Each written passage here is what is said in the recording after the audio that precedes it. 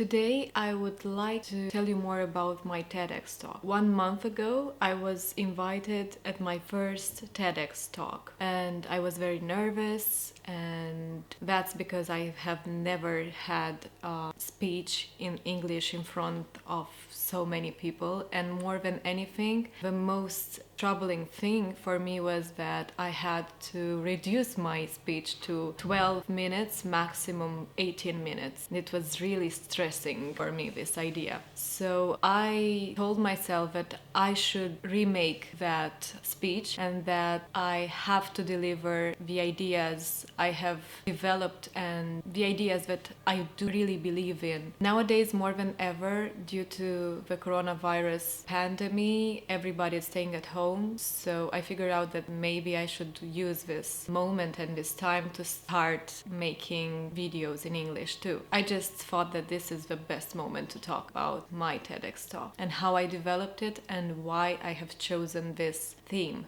The theme of the TEDx talk I have been invited to was ideas that make a difference. The moment I was trying to find out what to talk about and how to develop my speech, something very interesting happened. And here's the story. 2 weeks before my TEDx talk, an Uber driver asked me to define money, and I said with a smile on my face that money is something I need now. Long story short, turns out he was a financial counselor in his youth and he studied economics and finances, and he said, no, money is an idea. I spent my day thinking that my entire existence, both in online and in offline, is based on the success of my ideas and how I managed to make them come true. I started with this true story because I really do believe that in a fast developing online world, in a virtual world, the most important and the most expensive thing is going to be reality. Therefore, I started assuming all my failures and all my flaws. Let's face it,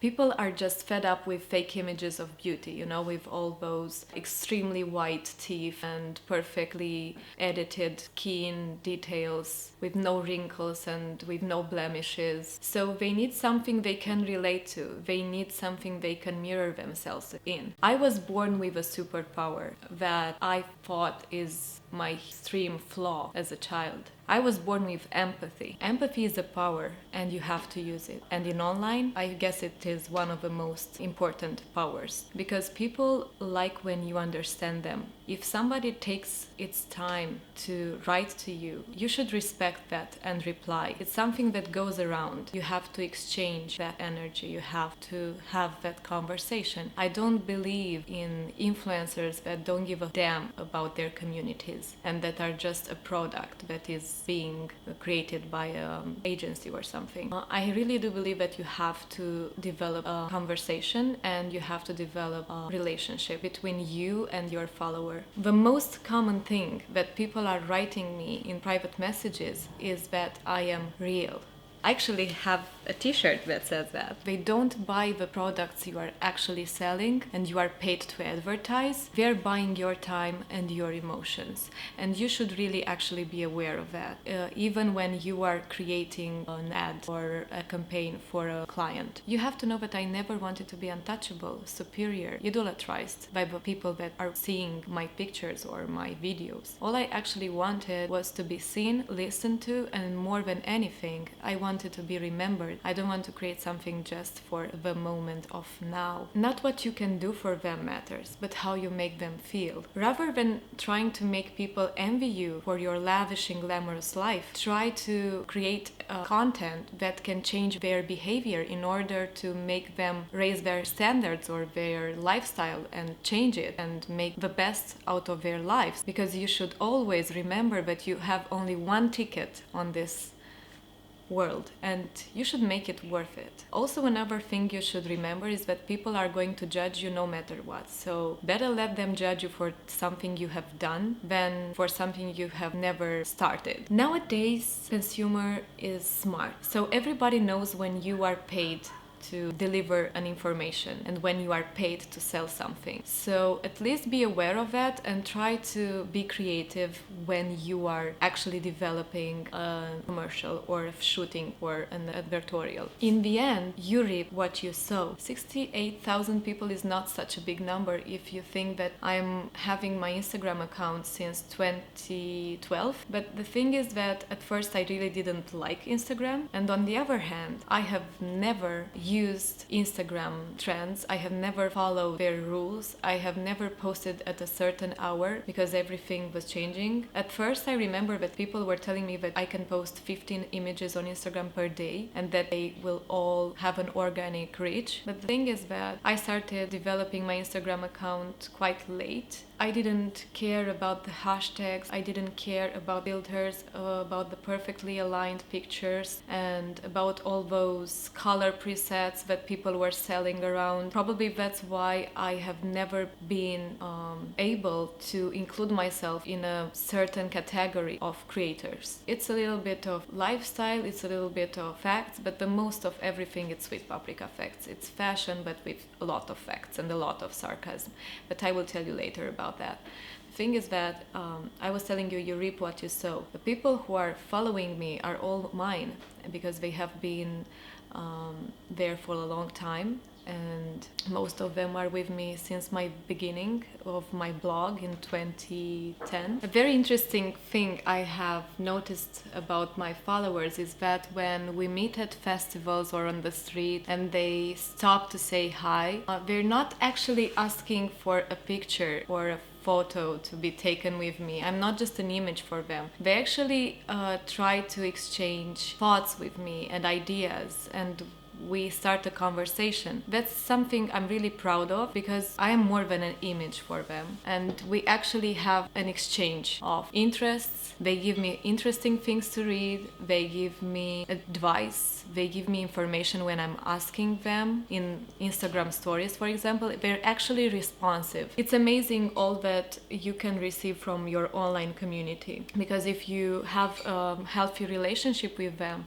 they will give you advice, they will feed you with inspiration, they will actually become your inspiration. I think this is a healthy way to do social media and to have an influencer life. You influence to get influence back. People nowadays are actually craving for authenticity. So seeing you during Fashion Week, for example, with your lavish and glamorous life in a limo while drinking champagne, it's not actually something they can relate to. But seeing you barefoot on the streets with your high heels in your hand is something they have been through before, because everybody had a pair of shoes that were looking amazing but were destroying your feet. So women can relate to, and they can identify themselves with that. That's why I like to alternate my fashion looks with a lot of sarcasm, and most of the time I'm posing my fashion looks on a not so fashionable background. The idea is that I'm living in a country that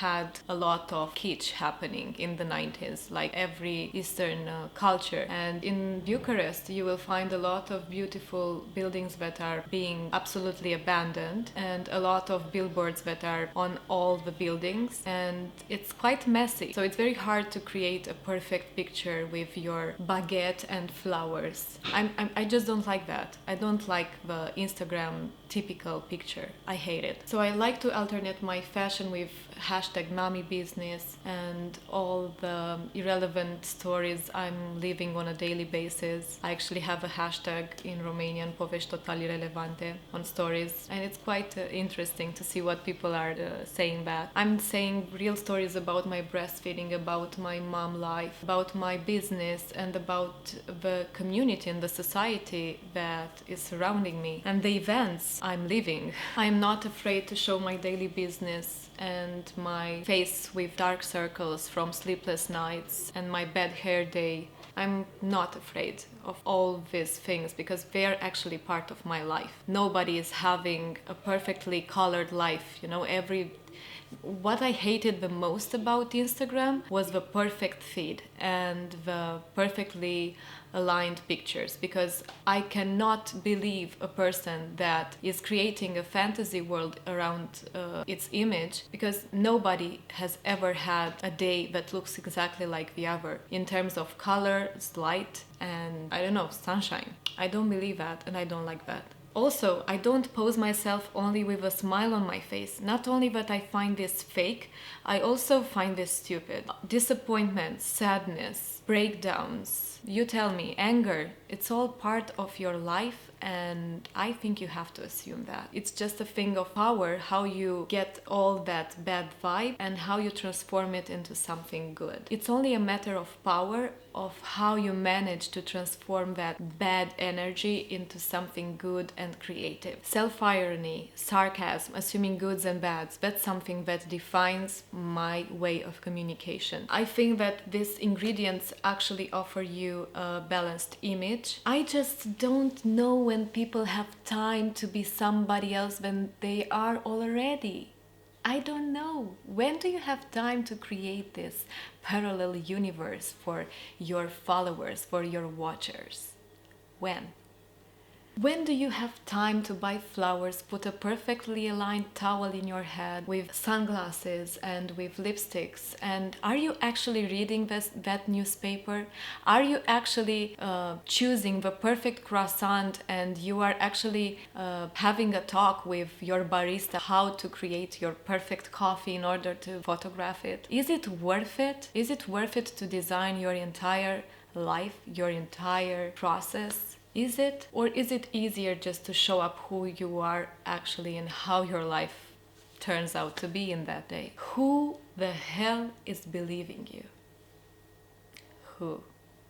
I'm just asking for a friend. Believe me, more than anything, people are tired of curated perfection, and fashion can be real. I am making fashion more than anything in online, and when you will see me with a towel on my head, believe me, it will be ironically created, and most of the time you will have to read my captions. Let's make an imagination exercise. When you will be old, do you want to remember the time you have spent in order to create that perfect image? Or do you want to remember that unplanned smile at a party while somebody captioned it with a camera and you didn't know about it? Isn't that more interesting and more appealing to you? As I said before, fashion can be real, and believe me, you can have a very fashionably created picture on a very non-fashionable background. What I love the most is the aesthetics of the ugly. And somehow I have been fed with it since my early childhood. I was born in Republic of Moldova, and it is a society with decades of Soviet influence on a Romanian antique background, with an old language that is spoken there, an old Romanian language, and a lot of old traditions that are preserved,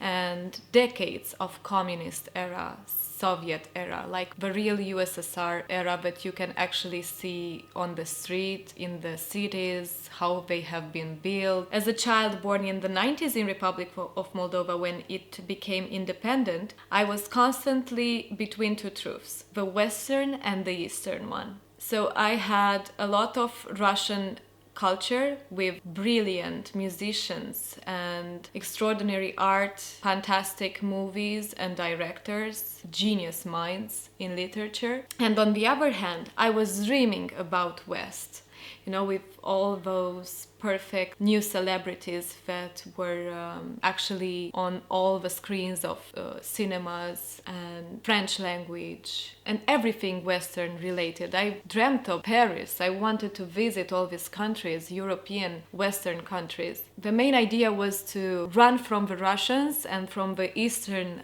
culture and go straight to the West. And here I am, a child born between two truths and two cultures, in a country that was a border between two huge powers, you know, global powers. I really do believe that as a child born between two truths, I have developed my own, because I have seen and I have heard propaganda from both sides all my life, and somehow I have created my own reality, because it's always at the middle when they meet. So nowadays, I started to find inspiration in all those years. How was it like to get all that kitsch culture that was developing in the 90s in a post-Soviet country? And I find it very, very interesting. In terms of l'esthétique of the ugliness, I think it's the best way to find it in this kind of countries, because you have a lot of mélange, a mix of everything. And I find it very inspiring. So nowadays I'm looking a lot at Russian influencers. I'm also looking at how they transform the Western world and adapt it to their, limited aesthetics, old communist aesthetics. I find it very interesting. It can be very inspiring to see how they transform that. So nowadays I let myself to be inspired by the East a lot, because I've had enough West. From my point of view, it's already outdated. And I try to see all that kitsch that surrounded me as a child and transform it into something fashionable nowadays, including the poses, the posing during the shootings and fashion, and the way I'm communicating also. I actually like this process because we have a lot of beautiful buildings that are being abandoned, and you can make it look good in a picture if you know how to transform that. If you have been able to transform your flaws into something that define you as a person, like I had 10 years of depression because of my acne problems and anxiety and all the things that come with that. And I could have never imagined as a teenager that one day I will make money out of that, and that I will be able to communicate for huge brands for the products that actually helped me as a teenager, the beauty products that actually did something for me, came to me and paid me for being me and for assuming my problems and for being a voice for other teenagers and other women that have this problem. It's amazing all that you can do if you know how to transform the bads into goods. So when you will be scrolling on my Insta feed, you will be able to see a lot of Moldavian roots mixed with French vibes and a little bit of Russian sarcasm, because I really do understand their mentality and I get it. I get their humor and I actually like it. I think it's smart. I think they have smart humor. I really do like old-fashioned humor. Old-fashioned and real and interesting and theatrical humor. Don't forget to make art from your paid projects. When you will get a product for free, people will know that. When you will be paid to sell a product, they will know that. At least try to make it interesting, because most of the time you will get the same product as all the other influencers in your country or your area. And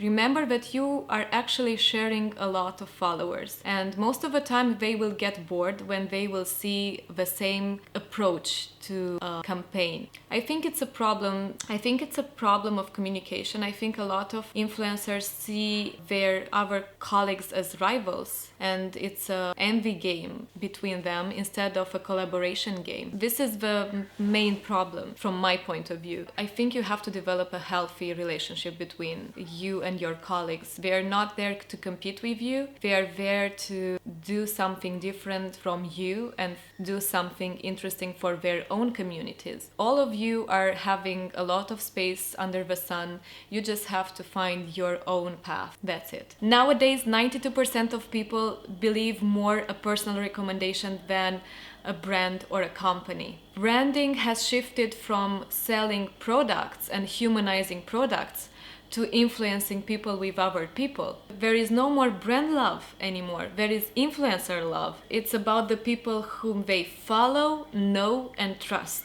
People do business with people who they know, like, and trust. Remember that. And this thing, trust, well, it's very easy to lose it and very hard to earn it, and it takes a lot of time. When you see someone who embraces his ideas, you feel empowered to do the same thing, and this way you can actually build credibility. When you choose to edit your image in free apps and make your legs longer and eat butterflies and poop rainbows on a daily basis, you will most probably break that credibility. When you choose to lie through perfection instead of letting people to empathize with you, you will end up being manipulative. You are also destroying your reputation and you're breaking the trust between you and your follower. try to imagine and to visualize and to see social media as a mirror, because people like to mirror themselves in other people. This is how they respond, this is how they buy, this is how they are living actually. Since the beginning, since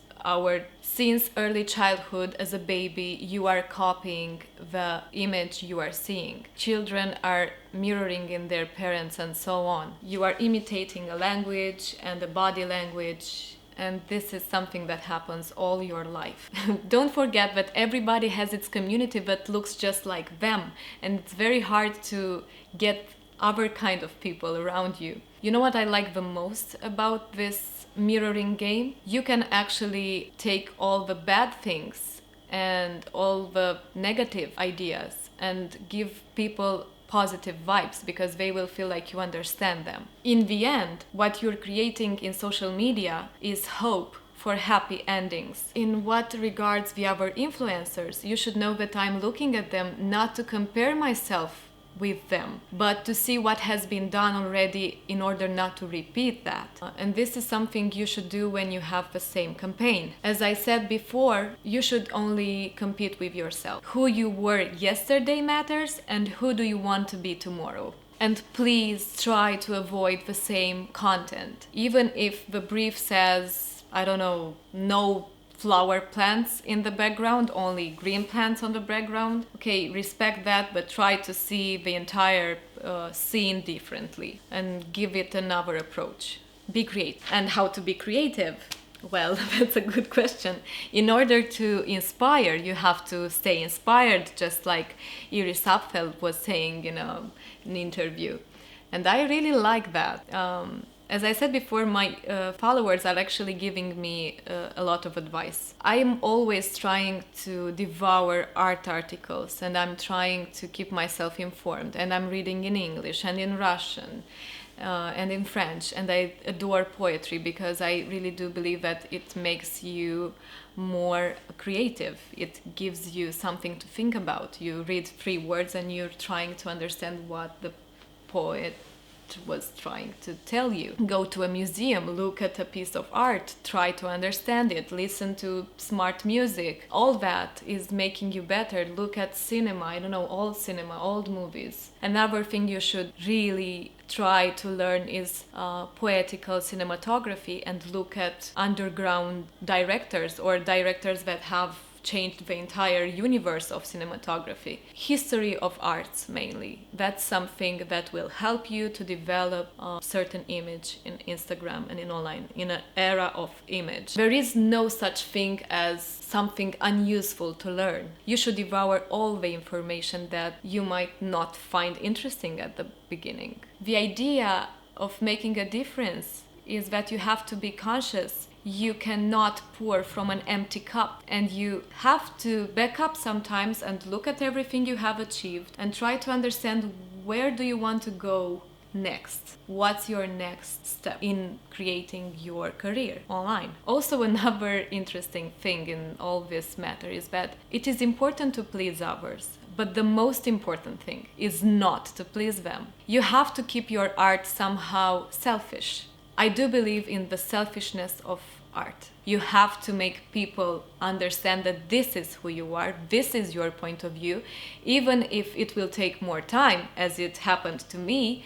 In the end, it will be a more stable. I don't regret anything I have done, because the idea is that I wouldn't be able to sleep during the night with all that conflict inside of me. I don't believe in compromise for anything. I don't believe in compromise, that's it. In order to create and deliver something beautiful, you have to stand out from the crowd. And in order to do that, you have to believe in yourself, and you have to be selfish with your art. Because you have to please yourself first. It's self-love. And it is a lot of narcissism going around here. It's a narcissistic era. Let's admit that. And in the end, you will see that nothing can compare to deserving your dreams. And it's absolutely amazing all that you can do. And you will look back and you will see where you have started from and where you have reached today. It doesn't matter where you start. It just matters to be happy while being in that process of becoming a beautiful bird in the sky, flying around. In the end, if my personal brand is my powerful tool, in the end, what I wanted to tell you is that if my personal brand is my powerful tool, I would like to be known and remembered for the authenticity of my ideas. Thank you very much for listening. I hope my English was not that disturbing. It's the first time I'm actually doing a YouTube video in English. And maybe, if I'm lucky enough, I will be able to do another one day. If you're supportive, of course. That's it. And love your ideas in order to make them happen. It will change the world in the end. Thank you. Have a nice day. And keep being real. Keep it real. Believe me, it will save the world from coronavirus.